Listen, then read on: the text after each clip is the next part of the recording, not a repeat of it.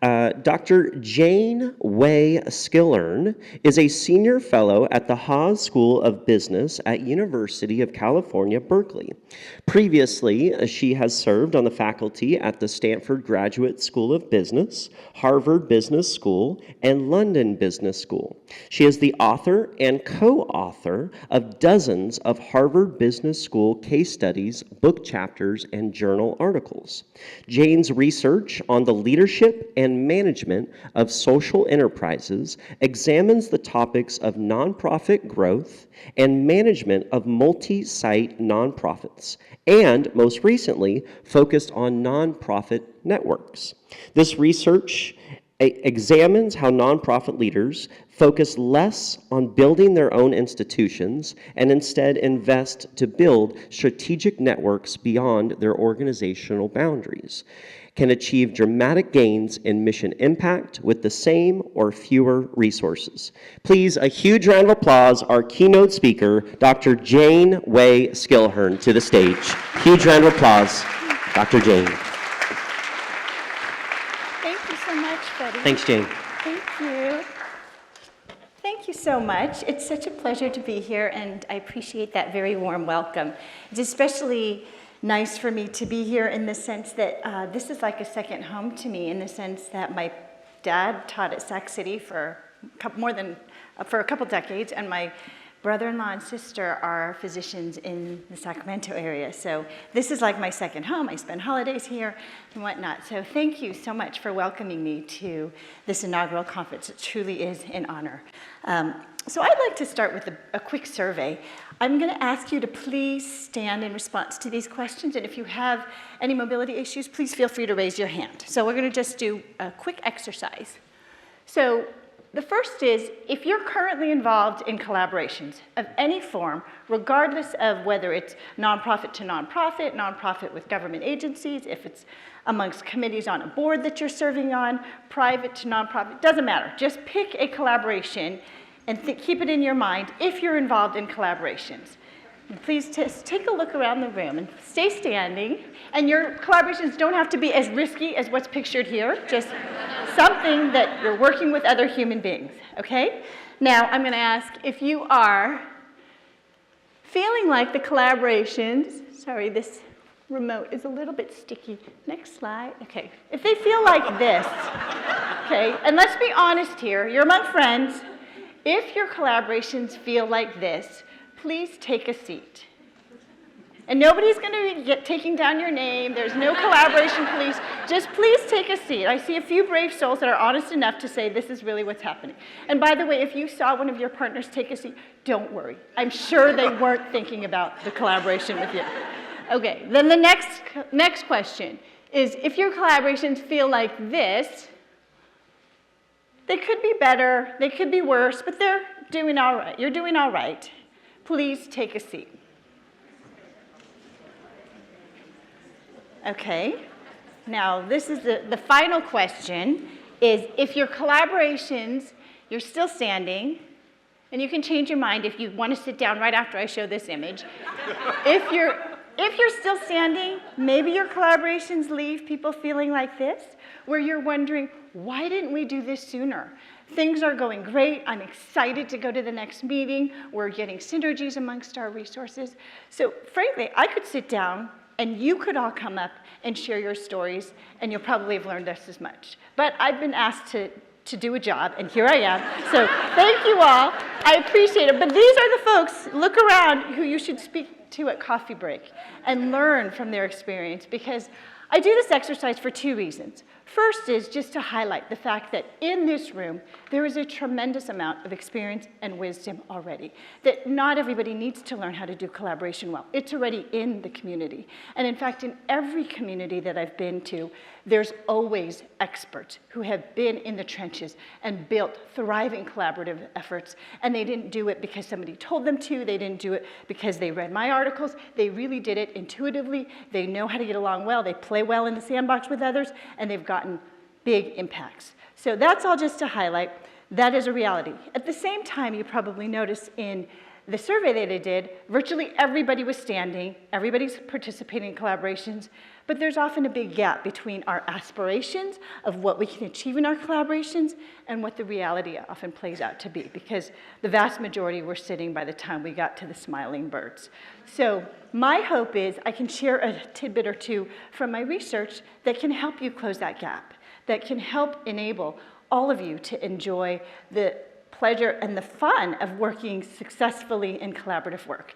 And that's why I'm here to share some of the work that I've done over the years. And I have been doing this work now for more than 2 decades. I started early on, and I promise, you're probably thinking, oh, this academic, she's probably gonna go on, and maybe my talk's just gonna be too academic. But I promise you, this isn't something I dreamt up sitting alone in the Eiffel Tower. See, there's me sitting in my office. That's not what this is. Okay, so let me just give some background and context for where this research came from. So I started as a researcher early in my career at Harvard Business School. I was new to the field. I had studied business, so I really wasn't an expert at nonprofit leadership at all.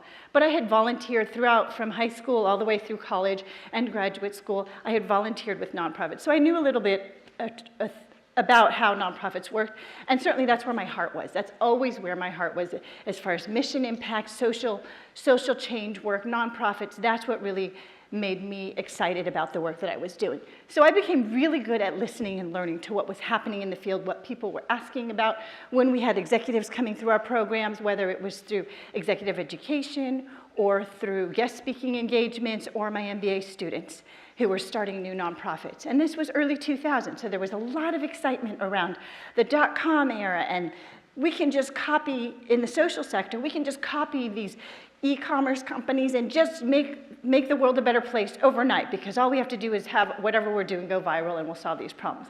So there was no shortage of hubris and energy around, if we can just make the social impact space work like the private sector, that's gonna solve the problem and we'll make the world a better place. And I heard from a lot of people who were coming through, they were saying, we're struggling. The large brand name, big corporate type nonprofits that had far-flung operations all over the globe, sometimes across the country, they were struggling to get different silos broken down, get people to collaborate with each other, get cross-pollination, to really ensure that the sum of the parts, individual parts, was greater than those individual parts as far as the impact. And then the small nonprofits, so many of my MBA students wanted to start nonprofit organizations. Virtually every student that took my social entrepreneurship class wanted to start a new nonprofit. And they were gonna do what 1,000 or 10,000 other nonprofits were doing, only they were going to do it better because they got their MBA at Harvard or wherever, right? That was the mindset. And I began to realize maybe growth and scale and just copying what's happening in the private sector isn't necessarily the path to the greatest impact. And the reason why I came to that conclusion is because I was writing case studies for this social entrepreneurship class that I was teaching, and I came across a few examples of nonprofit executives who were leading in a fundamentally different way. They weren't overly concerned about just bringing in more resources, growing their infrastructure, expanding programs, expanding services. Instead, they were really deliberately focused on a strategy of investing in an external network of trusted peers and partners and building that ecosystem to really get to a large-scale change that was more sustainable, more efficient, and more effective. And I really became pretty much obsessed with focusing on those types of examples. So I developed a few cases and then just basically spent the last 20-some years doing that documentation, writing articles, speaking, and sharing these lessons from across a range of different issue areas, whether it was economic development, human services, housing, international development, environmental conservation, climate change, all of these different issue areas, whether it was large organizations or small organizations. Some of these organizations were foundations. Other times they were small grassroots organizations doing the work in the field. But what was interesting was across all of these networked examples, they had something fundamentally in common. And so they could be very different on the surface, whether their characteristics, their organizational structure, their formal legal status, they were working in very much the same way. And I'm going to share 4 very simple principles that stood out and continues to stand out from all the new examples that I continue to hear about that really demonstrate how to lead in networks and how to ensure that your collaboration is a success. So the first idea is that organizations, so often we think about our organization as the vehicle for mission impact. That is, we need to, again, bring in more resources, grow our organization, and that's the engine by which we're going to change the world. And that's all well and good, and it's not to say that our work isn't important, but there's so much additional complexity and scale that needs to happen beyond our organizational work in order to really get to leverage sustainable and scalable impact. And that's what these network leaders do very well. And they'll do very counterintuitive things. Sometimes I've seen network leaders actually fundraise on behalf of a peer or competitor.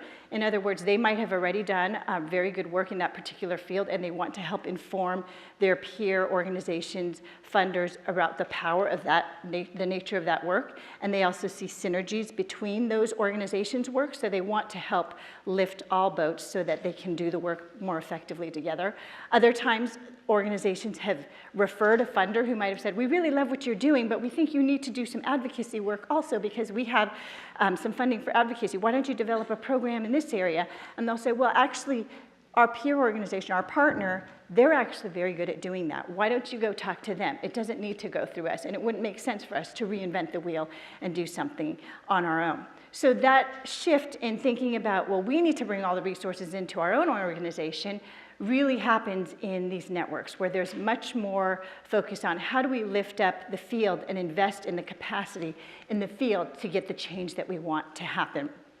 Another example is really just the idea, perhaps an organization has a great expertise in a particular area. So one example is Guide Dogs for the Blind Association, which is one of my favorite examples, is they're the largest trainer and breeder of seeing eye dogs in the world. And they had a deep expertise in providing mobility services. And they're based in the UK. And what they found from their own research, this was a few decades ago, even when I wrote this case study, but they found from their own research that they were only serving a small proportion of the number of people in the UK with visual impairment that needed mobility services. And so they thought, even under the best of circumstances, we'll never be able to scale our organization to serve all of the people in our communities. So what they started to do was offer free technical assistance to their former competitors. They wanted to build that capacity in local communities with trusted organizations that many of the beneficiaries already had a relationship with. And they wanted to build up that skill set and share what would often be considered as proprietary information. But they thought, this is the way we're going to serve the mission. And the CEO at the time, her name is Geraldine Peacock. She's still an old friend. I just visited her last spring in England. She said, I really didn't care who was providing the services and who got recognition for doing so. I just cared that they were being offered at a high fidelity and at high quality. And that was the mindset that she took into her work. And then over time, what they found was through those types of partnerships, and they did a whole series of different partnerships to build this network, they started to serve more than double the number of clients in mobility services and a range of other services. And at the same time, the culture in the field started to shift, where it was previously kind of dog eat dog, no pun intended. So it was very competitive, very siloed, and they started to have more collaborative work happening because Guide Dogs was taking opportunities where they could have had the upper hand, instead saying, how can we help you? How can we provide support? How can we work as peers and partners and as equals? And so it fundamentally started to shift what was happening in the field. So it not only had great benefits for Guide Dogs for the Blind Association as a whole as an organization, where they serve more clients directly and through their partnerships, but also started to change the field as a whole. So that's the nature of this mission, not organization. And again, it's not to say we don't want to have our own house in order, we don't want to make sure that we're managing effectively, but there's so much more that needs to happen in order to get to the scale of impact that we really want. The next idea is this concept of trust rather than control. And again, it's not to say that you have no contracts, no MOUs, no accountability systems, But that's really not the way that you're going to guarantee a thriving collaboration. I mean, really, who wants to take their partners to court and say, hey, look, we wrote on this contract, you're supposed to do X, Y, and Z, let's go to court and sort this out, right? The glue that holds thriving collaborations together is trust, deep trust, human to human. That's what the currency is. And that's what stands out in every single network example that I've looked at. And I'm sure those of you who were still standing when I did that survey, probably that's what you've experienced firsthand, is that trust and that relationship is really what makes for thriving collaboratives. And so instead of focusing so much on, well, let's get our legal team on this and make sure all our T's are crossed and our I's are dotted, it's much more around doing due diligence up front to find trusted partners. And it's not necessarily those people who just look good on paper as far as their status or their organization scale or what their footprint is in the field. It's often people who have a strong reputation for playing well with others in the sandbox. They have really good people skills, and they're known for going to bat for their peers and their partners and their community. It's not about them and their ego, but much more around, how can we solve this problem? That's what I'm here for. And so that due diligence up front to find the right people and then invest in building trust and building those relationships, because it takes time and energy. It's not just saying, okay, here we are, we're gonna partner, we trust each other. It's demonstrated through your own actions, the decisions you make, how you show up, the behavior that you illustrate and show in your partnerships, in the negotiations, in the agreements, or when there's disagreement, because there almost certainly will be disagreement in any collaboration, but how you treat your partners. And so over time, the organizations would begin to develop much deeper relationships with their partners and be more open in communication, be willing to be vulnerable and admit when they were wrong or they didn't know the answer, and then to learn from mistakes and continue to move forward. So one example is Habitat for Humanity in Egypt that really built out a network of over 12 partners in this way. And sometimes they would spend over a year doing due diligence with potential partners, inviting them to do volunteer projects together without any promise of any funding or support or anything.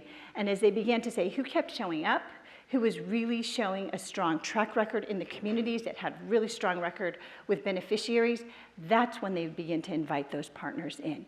And then they built out this network of over a dozen partners. And then what happened with Habitat for Humanity Egypt, they had started as a fledgling program, started to invest in these networks, and they began to go from building about 30 to 40 houses per year to over 1,000 within a couple of years. Then within 5 years, they were building over 2,000 houses per year. And they did that with the highest repayment rates because they had a revolving loan program where they were able to give virtually zero interest loans to the homeowners.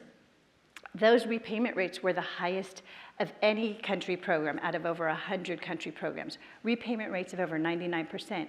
And the reason why was because they trusted their local partners to run the program, manage the program, and those local connections were actually more reliable to engaging the community beneficiaries to repay their loans. Because when the beneficiaries saw it was a large NGO, international NGO, why should I repay them? They have a lot of money. And then when it was their neighbors that were running the organizations that were the community partners, they saw, I feel accountable to this partner because they're my friends and they're my neighbors, and if we don't repay, then the other neighbors that are entitled to the loans won't get them. So it really shifted the focus to trusting the partners and then letting go of control. Even though Habitat brought the bulk of the financial resources and they brought the bulk of the technical assistance for the housing programs, they trusted their partners and continued to learn and refine their own strategy in order to get to the scale of impact that they wanted at a more sustainable rate, simply because their partners were doing a lot of the heavy lifting with support from Habitat Egypt itself. So that's the second principle, trust rather than control. The next is an emphasis on humility rather than self-promotion. And again, we're so used to, in the nonprofit sector, you need to self-promote like crazy. You need to take credit for everything because, again, that leads to fundraising opportunities, and fundraising leads to growth opportunities, and growth is a hallmark of success. And again, it's not to say that growth is bad. Certainly we want growth, but that is one of multiple tools that we have in our toolbox to get to the mission impact that we're all striving for. And so what we see with organizations in networks is that humility is one of the dominant norms, whether it's in strategy, in program design, service delivery. That humility plays out all through the network's interactions. So one example is the Energy Foundation, which was the first climate-focused foundation in the US. This was founded in 1991, and it was created at a time when there was not a single program officer in the US focused on energy and climate in the country. And it was funded by a partnership from Rockefeller, Pew, and MacArthur. And they put in $100 million, $10 million each year, put in a total of $100 million for 10 years. And they created this new entity called the Energy Foundation that then became really a catalyst for the growth of the energy philanthropy space as a whole, because they created the foundation with a strategy that was informed by interviews of over 100 other energy experts. They traveled the world. The two founding executives were graduate students at Stanford, and they created the Energy Foundation by listening and learning to whoever else had the technical expertise on how could we as philanthropy make a difference in the climate space and energy space. And what they decided from all of those learning interviews was they would influence policy, and policy would influence markets, and that would unleash way more change than they could possibly have done just by giving grant by grant and trying to have their own strategy. And at the same time, not only from their own strategy perspective, they were very deliberate not to articulate their own strategy too specifically, because as many of you know, if you see a foundation strategy, so often the grantees will tailor whatever grant application to fit within that strategy. And Eric Heitz, who was the one of the executive directors at the time that I wrote this case study, he said, we deliberately didn't want to articulate it so clearly because that would preclude all of these great ideas that we didn't already know about from potential grantees or other people that might try to fit within what we were saying. We'd rather have all of these different experts come in and tell us what they thought was going to work, and then we would vet that with our expert board. They had deliberately created a board, not of a funding board, but rather an expert board. So they were all energy, climate scientists, experts that could help evaluate the strategy. And the founding donors of the board explicitly told the Energy Foundation team, don't create a funding board. Create one that's driven by the strategy and the impact, not just for the organization's sake. So again, even though Energy Foundation was the largest player and the only player at the time, they were very deliberate at looking at what can we learn instead of resting on their own laurels. And at the same time, they were very focused on building the whole field of energy philanthropy, because they realized one philanthropy focused on this, even if we have $100 million for 10 years, that's just a drop in the bucket. The energy space in the US is billions and billions of dollars, so how can we possibly move the needle on this? So they started to help foster the development of energy philanthropies all over the world. So ultimately they created, or helped to create rather, energy philanthropies in Europe, in India, in Latin America, and developed a program in China to help develop policy change within China so that there would be more carbon neutral and carbon conscious decisions made at the executive level. And so all of that was in an effort to build up the entire field rather than their own organization. And so their work then led to ClimateWorks, which some of you might have heard of. That was kind of the case that was made, what's happening in the US, then we need to do this globally, and ClimateWorks was founded. And since then, they've ultimately helped to usher in billions of dollars into the climate philanthropy space. So it was all through this knowledge of humility. It's not about just building up our own organization and building up our own entity and programs and services. It's really about looking externally, what else needs to be done? How can we plant those other seeds to let those 1,000 flowers bloom? Because we can't succeed without that. So that's the third principle. And then the final one is really just thinking about the organization's work not as you need to be the dominant player, you need to be the star, but rather, let's build these beautiful constellations together. What other stars are out there? How can we align ourselves with each other? And how can we then build this constellation to make the difference at the system level? And that's really something that's overwhelmingly the case in all of these networks. And then I'll give you an example. Again, this is very fine print, but I wanted to put these two slides together so you could see. You don't have to get your eyes examined. I'll talk through all of these graphics on the slide. So the first one is Habitat for Humanity is in the middle circle on the left, and then all of the other organizations that Habitat works with aligned around them. So whether it's financial organizations, academia, churches, civic groups, business professionals, schools, corporations, other nonprofits, social service agencies. The traditional model is Habitat for Humanity in the middle, and then all of their partners are right around them. That's kind of the star model. And then the shift is shelter and affordable housing in the middle, and then all of the other players, and Habitat is one of many players arrayed around them. So that's the shift from stars to constellations. And this slide was actually shared with me by a mid-career student. He was an executive education student when I was at Harvard, and he was doing independent study with me on networks. And I learned so much from him, and he ultimately took these back to his role at Habitat to help teach his staff how to think differently about their work. That again, they wouldn't ever win if it was just Habitat winning in every fundraising opportunity or getting every opportunity to be in the limelight, but really how they could work with and through others. And through the model of being a constellation, there is no dominant player. There's no dominant model. That in fact, the network is dynamic. It changes over time. So depending on the community, depending on the challenge or the opportunity, different players come to the fore and move together. So that's the final principle. Constellations, not stars. So there you have it, very simple. 4 network principles: mission, trust, humility, constellations, and not stars. And you might say, well, okay, that's very nice and simple, but how do I put that into practice? Especially when these run counter to virtually every norm and cultural practice we have in the social impact space. Again, look at the things in italic: organizations, control, brand, be the star, be the dominant player in the market, right? So this is why I do what I do. I've really made an effort, first of all, because I've been so inspired by the people who've done this work. They've flown under the radar and done this work despite the fact that they're swimming upstream. Some people have said they're crazy, that they're doing all this work because they know this is the most clear way to get to leverage sustainable, effective, and efficient impact. So that's why they do what's underlined. But at the same time, they're swimming upstream. And so I do what I do to help shine a light on this great work, because these are the unsung heroes. There are people, and as you saw earlier, the people who are really skilled at collaborating, those are the people who already get it and are already doing the work. And at the same time, I'd like to make their work easier, because I've been so inspired by the power and the impact that they're having. And at the same time, it pains me 25 years later, even though I've been doing this work so long, that it's still an ongoing struggle.